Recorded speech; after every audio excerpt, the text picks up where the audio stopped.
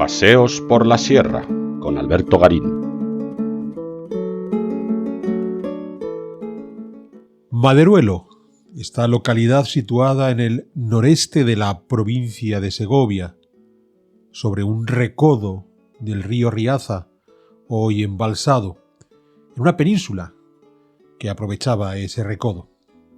Ya hemos hecho un paseo por la sierra dedicado al Festival Medieval y la recreación histórica asociada que se hace en el mes de agosto en este pueblo segoviano de Maderuelo. Pero hoy, aprovechando una tarde de verano en el que las calles estaban solitarias, me he puesto a pasear y esto me ha llevado a reflexionar sobre algunas de las características del urbanismo de estas localidades del mundo medieval. Hemos de pensar que Maderuelo fue repoblado a partir del siglo X y que por tanto su configuración urbana responde a las necesidades de esos momentos de la plena Edad Media, donde la defensa, la fortificación del pueblo era necesaria, no solo pensando en el inevitable enemigo islámico, sino también en los posibles roces con los reinos vecinos. Pensemos, por ejemplo, a principios del siglo XII, cuando Alfonso el Batallador se mete por todas estas tierras de Castilla y Segovia en sus peleas contra su esposa Urraca. En Maderuelo tenemos dos puertas fortificadas de acceso a la ciudad, la principal, situada al sur, que nos da paso a la calle de San Miguel, con todos los aditamentos propios de una buena puerta fortificada, doble puerta, buhederas para poner el rastrillo, almenajes en la parte superior, todo concebido para que, en caso de que el enemigo ataque, que puede ser el punto más débil, hemos de pensar que el resto de la localidad, gracias al propio Riaza, contaba con un foso natural de gran profundidad, pues que es el punto más débil, la entrada tenía que estar bien consolidada para poder enfrentarse a esos ataques. Y que en muchas ocasiones la construcción de estas estructuras militares, si bien podían contar con el expertise de algún ingeniero militar, la mayor parte de las veces eran maestros de obras locales que venían a resolver las dificultades que se planteaban en estos lugares. Y al pasar la puerta, una primera plaza, una primera área abierta ya al interior de la localidad. Es cierto que por lo general, a partir de estas entradas, se articulaban una especie de tridente de calles que iban a ingresar al interior de esa localidad. Entonces, en ese área abierta, casi de forma natural,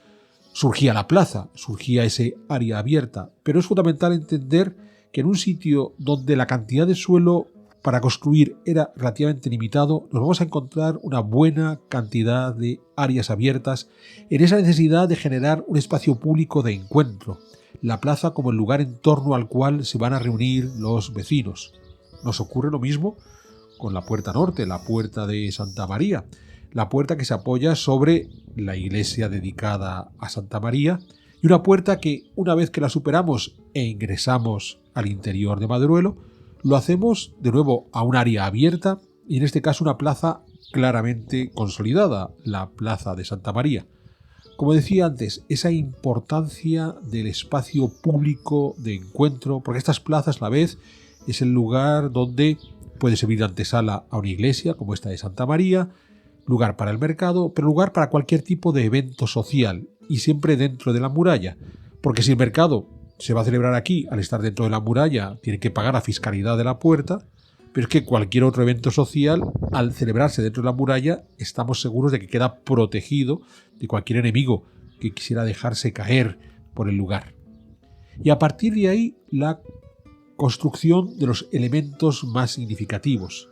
Destaca la iglesia de San Miguel, que la han ubicado en un pequeño altozano que hay en esta especie de isla alargada en la que se configura la localidad de Maderuelo, pues en uno de los puntos más significativos al interior de esta península, en el altozano más significativo, ahí es donde colocan una de sus iglesias, en este caso la dedicada a San Miguel, mostrando cómo en la estructuración del espacio, los ambientes más nobles, más prestigiosos, este altozano tiene que estar dedicado a las iglesias. No es sorprendente, da igual que sea una buena localidad fortificada como Maderuelo o cualquier otro pueblo castellano, la iglesia siempre va a estar en un punto elevado respecto al pueblo. no solamente es un edificio gigantesco per se, sino que además esa grandiosidad se acentúa al buscar una ubicación desde la cual su protagonismo se realce. Muy interesante, ya volveremos a Maderuelo en algún momento para hacer un análisis más fino de esta arquitectura religiosa. Muy interesante ese contrafuerte que no impide la circulación alrededor de la iglesia, porque la cantidad de espacio de la que se dispone en el interior de Maderuelo es muy limitada para la construcción y para la apertura de las calles que permitan la comunicación entre los inmuebles. De modo que hay que aprovechar todos los espacios, pero insisto, con ese equilibrio entre la necesidad de ser muy fino en el aprovechamiento de los diferentes espacios que nos vamos a encontrar en esta estrechísima península y al mismo tiempo la obligación de habilitar una serie de espacios para edificios significativos como esta iglesia con todos sus atrios o esas otras plazas que estaba mencionando antes como lugares de encuentro. Aquí no hay una planificación urbana, aquí no tenemos a un urbanista que esté dándole vueltas a vamos a ver cómo nos organizamos para que la estructura quede lo más correcta. Estamos ante una comunidad que entiende la necesidad del espacio privado de los inmuebles, el espacio público de las calles, el espacio de prestigio y de encuentro social de las plazas o de la ubicación de la iglesia. De una manera casi espontánea se consiguen concebir todas estas áreas y con estas calles perpendiculares siempre bien cerradas para garantizar la seguridad plena.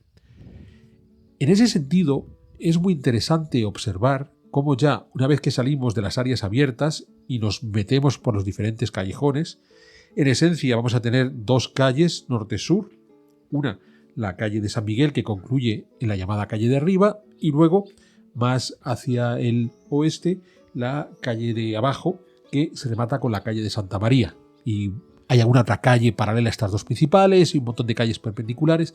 pero lo interesante está, por supuesto, continuidad en la línea de fachada para marcar muy bien los límites entre el espacio privado de los inmuebles y el espacio público de la calle o de las plazas, y a partir de ahí unas casas que, más allá de que nos ofrezcan unas fachadas muy urbanas hacia las calles, en muchos casos los patios posteriores, que la mayor parte de ellos vienen a apoyarse contra la muralla, son las áreas abiertas de cada una de estas viviendas para colocar el corral de los animales o el área de huerta o lo que resulte necesario en ese sentido.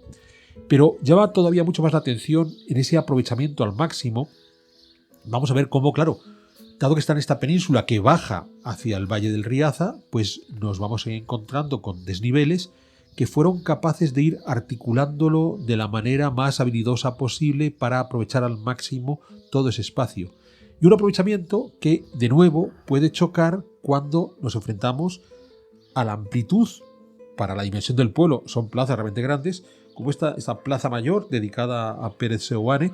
donde nos volvemos a encontrar esa necesidad. Fijémonos, nos hemos encontrado el área abierta al pasar la puerta principal, la puerta sur. A continuación teníamos los atrios de la iglesia de San Miguel. Después tenemos esta plaza central, esta plaza de Pérez de Seoane, la plaza de Santa María. Prácticamente cada pequeño sector de la ciudad, cada pequeña parroquia tenía su área abierta más allá de que esta plaza mayor pueda ser el lugar donde se concentra todo el pueblo.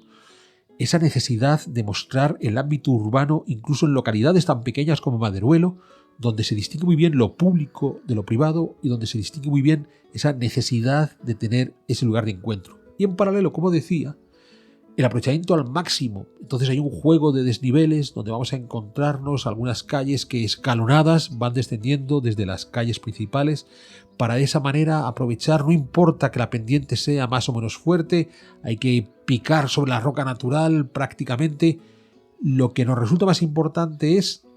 mantener esas características de lo público y lo privado, por tanto siempre va a haber calles que faciliten la comunicación hacia el interior de las viviendas y las áreas abiertas, y luego de alguna manera los espacios menos amables es donde vamos a empezar a construir todas estas casas y entonces se generan estas situaciones de aterrazamiento y de escalonamiento para sacar el máximo partido posible al espacio sin alterar la virtud urbana, una tradición a la larga del mundo romano que se hereda en toda la Edad Media de la Europa occidental, del espacio público, de la calle, del área abierta, de la plaza. Y claro, el resultado es que sin ser conscientes de ello nos enfrentamos ante, insisto, una organización urbana que no ha dependido de un urbanista oficial que se haya craneado la totalidad del conjunto, sino de la conciencia de ciudadanos que tenían incluso estas gentes de un pequeño y humilde pueblo de Castilla. Ojo, una estructura urbana muy bien estructurada, con estas líneas de fachadas continuadas que distinguen lo público de lo privado, que a su vez muestra esa necesidad de ser una comunidad de ciudadanos que se protege y se vigila a sí mismo. A la larga pensemos, 2 calles principales que comunican desde la puerta sur hacia la puerta norte. Bien podemos imaginarnos el control absoluto que los habitantes de Madurelos tenían los unos sobre los otros, pues prácticamente era imposible circular al interior de la localidad sin que los vecinos fueran conscientes de quién se estaba moviendo y en qué momento. En fin, todas las ventajas y los inconvenientes de una estructura urbana bien consolidada.